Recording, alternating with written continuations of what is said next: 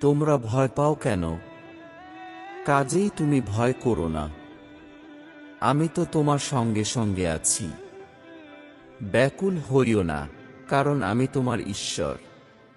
আমি তোমাকে শক্তি দেব ও নিশ্চয়ই সাহায্য করব। আর আমার ন্যায়ের ডান হাত দিয়ে তোমাকে নিশ্চয়ই ধরে রাখব। তোমরা যারা ক্লান্ত ও বোঝা বয়ে বেড়াচ্ছ, তোমরা সবাই আমার কাছে এসো। আমি তোমাদের বিশ্রাম দেব।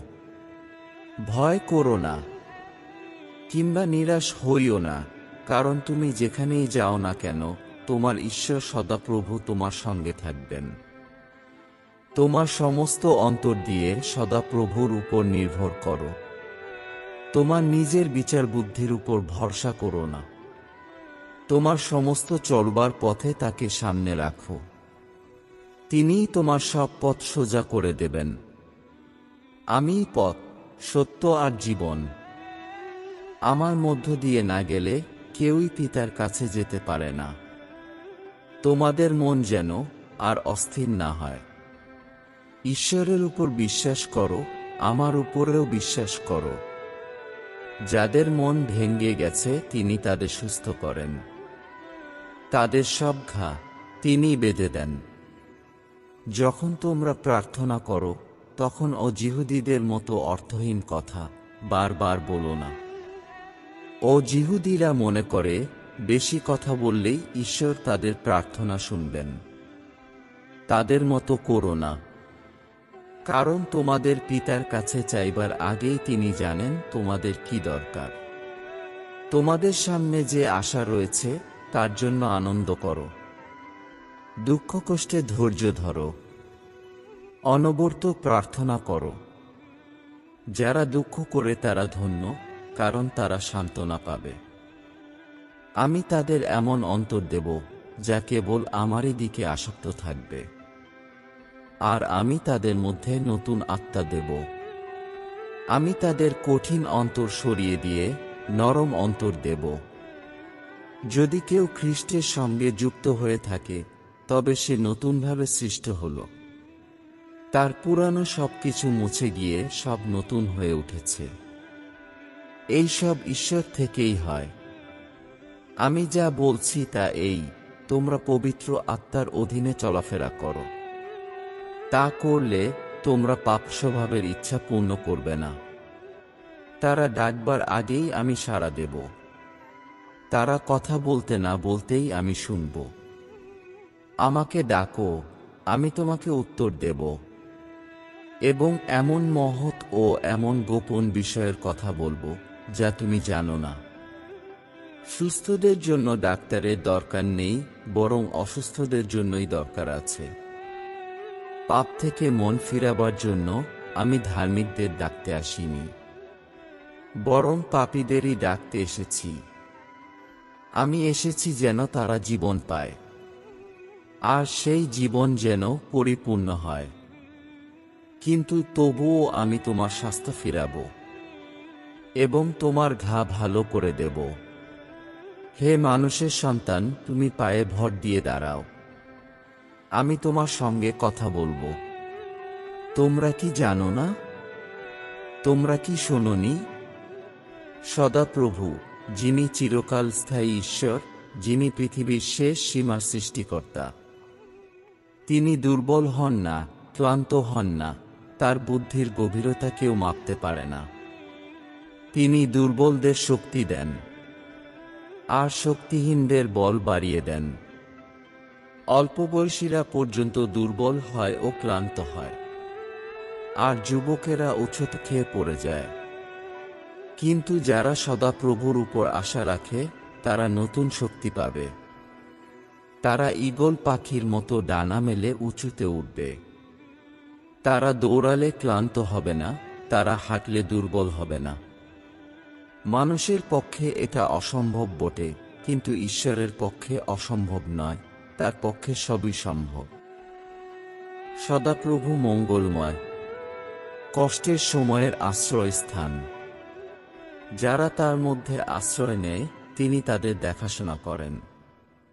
তোমাদের জন্য আমার পরিকল্পনার কথা আমিই জানি, তা তোমাদের মঙ্গলের জন্য, ক্ষতির জন্য নয়। সেই পরিকল্পনার মধ্য দিয়ে তোমাদের ভবিষ্যতের আশা পূর্ণ হবে। যারা হারিয়ে গেছে আমি তাদের খুঁজব, এবং যারা বিপথে গেছে তাদের ফিরিয়ে আনব। আমি আহতদের ঘা বেঁধে দেব এবং দুর্বলদের সবল করব। গরিবেরা, তোমরা ধন্য, কারণ ঈশ্বরের রাজ্য তোমাদেরই। ধন্য তোমরা যাদের এখন খিদে আছে, কারণ তোমরা তৃপ্ত হবে। যারা এখন কাঁদছ তোমরা ধন্য, কারণ তোমরা হাসবে। মানুষ কেবল রুটিতেই বাঁচে না, কিন্তু ঈশ্বরের মুখের কথাতেই বাঁচে। তোমরা যদি বিশ্বাস করে প্রার্থনা করো, তবে তোমরা যা চাইবে তাই পাবে। এই জন্য আমি তোমাদের বলছি, চাও, তোমাদের দেওয়া হবে, খোঁজ করো, পাবে। দরজায় ঘা দাও, তোমাদের জন্য খোলা হবে। যারা চায় তারা প্রত্যেকে পায়, যে খোঁজ করে সে পায়, আর যে দরজায় ঘা দেয় তার জন্য দরজা খোলা হয়। তোমাদের মধ্যে এমন বাবা কে আছে যে তার ছেলে রুটি চাইলে তাকে পাথর দেবে, কিংবা মাছ চাইলে সাপ দেবে, কিংবা ডিম চাইলে বিছা দেবে? তাহলে তোমরা মন্দ হয়েও যদি তোমাদের ছেলে মেয়েদের ভালো ভালো জিনিস দিতে জানো, তবে যারা স্বর্গস্থ পিতার কাছে চায় তিনি যে তাদের পবিত্র আত্মাকে দেবেন। এটা কত না নিশ্চয়! যিনি তোমাকে তৈরি করেছেন সেই সদাপ্রভু এখন এই কথা বলেছেন, তুমি ভয় করো না, কারণ আমি তোমাকে মুক্ত করেছি। আমি তোমার নাম ধরে ডেকেছি, তুমি আমার। তুমি যখন জলের মধ্য দিয়ে যাবে, তখন আমি তোমার সঙ্গে সঙ্গে থাকব। যখন তুমি নদীর মধ্য দিয়ে যাবে, তখন সেগুলো তোমাকে ডুবিয়ে দেবে না।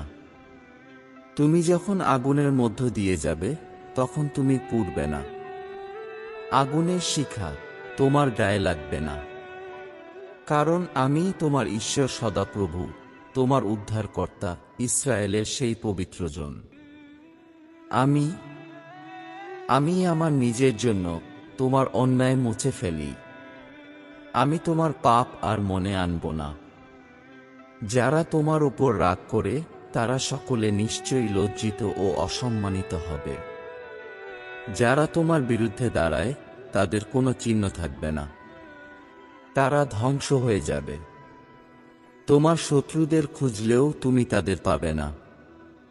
যারা তোমার বিরুদ্ধে যুদ্ধ করবে তাদের আর কোনো চিহ্ন থাকবে না, কারণ আমি সদাপ্রভু তোমার ঈশ্বর, আমি তোমার ডান হাত ধরে আছি। আর তোমাকে বলছি, ভয় করো না, আমি তোমাকে সাহায্য করব। মা কি তার দুধের শিশুকে ভুলে যেতে পারে?